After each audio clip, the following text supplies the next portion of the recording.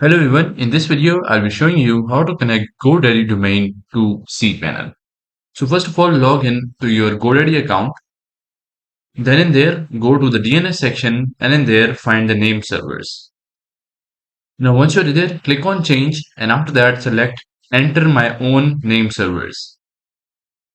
Now in there enter the two or more name servers from your Cpanel hosting provider. And after that click on save. Now after that, log in to your cPanel account and after that click on domains and click on Addon Domains.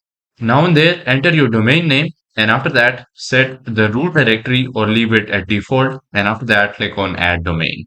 Now after that, go to the file manager in cPanel and in there upload your website files to the domains root folder.